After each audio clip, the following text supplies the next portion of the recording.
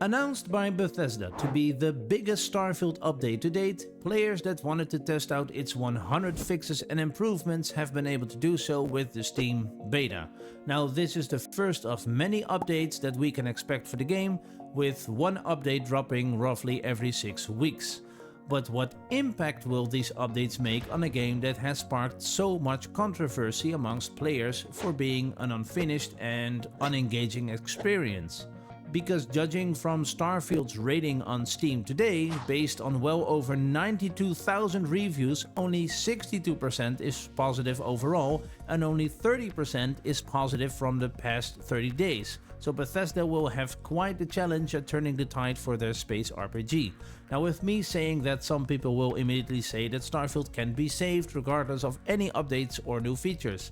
But I guess that's entirely dependent on at what level of gameplay you would consider Starfield to be complete or saved. So how to tackle 4.5 months of player feedback and address those in an update? Well, they can't, which is why they have segmented it into 6-week sprints to deliver value consistently. I guess that's the idea. But let's be honest, most people don't give much for why or how Bethesda plans to address the issues, they just want it fixed. Which is something remarkable, because that means they are invested in Starfield to some extent, otherwise why bother? I see video comments like the best advice for Starfield is to uninstall the game and never look back. And sure, that's an option, but then the updates won't matter to them anyways. So depending on what side of the fence that you're on, new features, fixes and improvements, so in short updates coming to Starfield, might actually be something to look forward to. Now overall, if you look at enough videos and read through enough forums, then there seems to be plenty of critique left from people regarding the general idea of what good updates will do or not. Now these 3 statements seem to be the most predominant ones. Updates can fix an already broken game. Well, this depends on when one would consider the game to be broken and how far Bethesda is willing to go in applying improvements and how extensive new features will be. For example, I'm pretty sure they understand that players feel exploration and survival are severely lacking, and I know we've discussed this before, but just to entertain this particular topic, these mechanics have been pretty much nerfed to the Unity and back prior to launch to, according to Todd Howard, make the game much more fun or accessible for players not being bothered by having to interact with the survival aspect of being on an alien planet. So the way the environmental damage works in the game on planets and on your suit, and you have resistances to certain types of atmosphere effects, whether that's radiation or thermal, etc. And that was it's a pretty complex system, actually. It was very punitive. And so we kept trying, where you get these afflictions, we kept trying to tune it. We get a point where we're tuning it and you're having to heal those things. And what we did at the end of the day, and it was a complicated system for players to understand, is we just nerfed the hell out of it. Where it ends up being, it matters, but only a little bit. It matters more in flavor. Like the affliction you get is more annoying knowing you have it than the game result. Usually, I'm generalizing. But they were pretty far along with these mechanics, so why not add a survival mode somewhere down the line? And this ties in nicely with the next statement. Bethesda will only do the minimum for some bugs and then move on. Because of new features being worked on, it already goes beyond bug fixing. Agreed, the question then still remains how meaningful these features will be, and I don't see Starfield getting a complete overhaul, but as someone pointed out to me, Bethesda is not shy of making entire franchises, so who knows, maybe they'll combine all of the gameplay features that have been discussed in the past 4 months in the release of Starfield 2 in 2035. I mean, they're coming up on Elder Scrolls 6 and we've had several Fallout iterations, so why not? Kidding, because I have no idea when they will ever plan or if they will ever plan a sequel, and I think Bethesda's agenda is pretty much full until 2030. Anyways, what actually would help from Bethesda's side is when it comes to people being skeptical, to say the least, about the amount of effort BGS would or would not be willing to put into improving the game, is when they would release a clear and unequivocal roadmap of features being added to the game. Now, I'm definitely not saying chalk up every bug or quest fix on a list for players to review and see, although it would reflect the actual amount of work they put into it. but more broad strokes about improved gameplay mechanics or other content being added that make a tangible difference in the way people play the game. Statement number 3 is that modders are actually better and faster at these kind of updates. Now, when people say this, I feel that's too short of the mark and it's comparing apples to oranges. Don't get me wrong, I'm not saying this to necessarily take it up for Bethesda, because I'm trying to sort of, steer in the middle here and look at it from both sides. But apparently BGS developers have to go through these entire sort of procedures to get something tested before they even implement a fix, to make sure it doesn't cause some sort of a mess for other game parts somewhere down the road. So with all due respect to the people that make these amazing mods, they put in a lot of work and love and effort, but they don't have to go through those changes. So I'm pretty sure that some developers on their own might want to be faster at giving us these updates or fixing something, but obviously they are part of a corporate structure. They have to follow a certain procedure to make sure that it's done correctly. So that's like the entire difference between a developer and, in this case, the entire BGS team still working on these fixes, and individual modders. So they can always be, the latter can always be faster than a team would be able from the BGS side.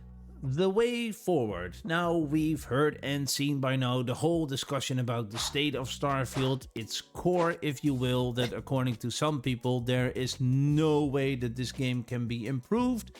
People are very resolute about this because the game is broken from the get-go. So in what light should these updates be viewed? What did we get now with patch 1.9.47 and what can we expect in the future? Now, a lot of the content from this update is more focused on graphics than addressing all the gameplay related issues people have reported, and that can't be helped because putting in meaningful content of any value, it takes time and it's not done in a few weeks. So, and I can already see people on the internet shouting, why were there no vehicles in the update? Why didn't we get more POIs? Why is Todd Howard still working at Bethesda? And so on and so on. Because, for instance, a well-functioning system with land vehicles is not easily achieved. And we all know from Skyrim, apparently there's the problem that when a player is moving faster than walking speed, the renderer can't keep up. So if they tinker out a solution for this with a little wishful thinking, I would say implement land vehicles with the same build options, the same structure, or the same system as you have with ships.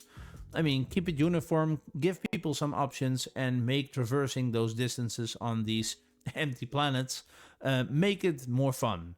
But how, in terms of content, is BGS planning to improve the game? This also involves the mindset of Bethesda. So how do they view Starfield and its reception amongst players? Now, first they had a period of taking the punches and button down hatches after launch, when the first reviews started coming in after people got to spend some time in the game, during which we all made it very clear what we thought of it.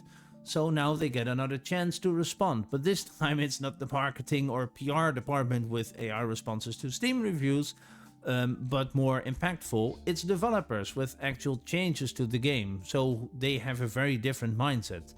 See, I'm kind of hoping that internal office politics in Bethesda allows for this differentiation. But let's look at the accompanying text of the update. Let's see, where do we have it? I thought I had it here somewhere. Yep, this is it. Okay, so what they're saying is that this update brings over 100 fixes and adjustments, most of which focus on quality of life improvements and quest fixes. Even a little humor, we believe that we got that pesky asteroid follower this time. We're grateful for all the feedback we've seen and received, and will continue to monitor and track your issues and critiques. As we noted last year, we'll continue to have a steady stream of updates about every 6 weeks. So if you don't see your issue addressed below, don't lose faith. Keep sharing your feedback and issues so we can do our best to prioritize. Now, thank you again and see you in Starfield.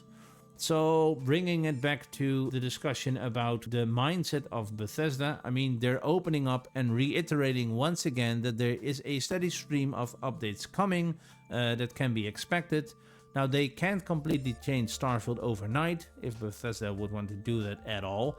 The game is what it is, and it will have to be improved over time. Everyone has to decide for themselves if they want to give Starfield the length of time to see if improvement is possible.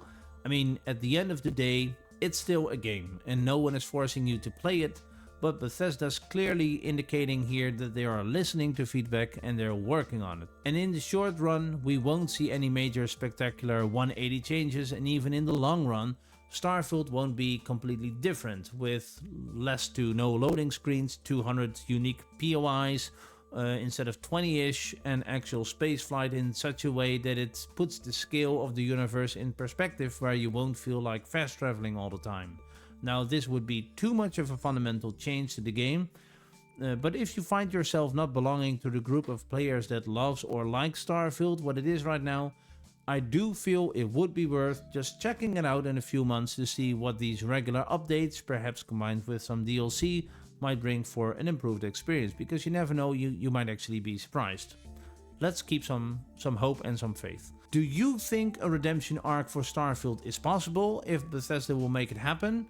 Be sure to share your thoughts in the comments. I will keep tabs on Starfield and create some more summaries about its progression in the future for when you get curious about the game's changes. But for now, thanks for watching. Consider giving a like and subscribe if you liked the video or some other content, and see you next time. Bye.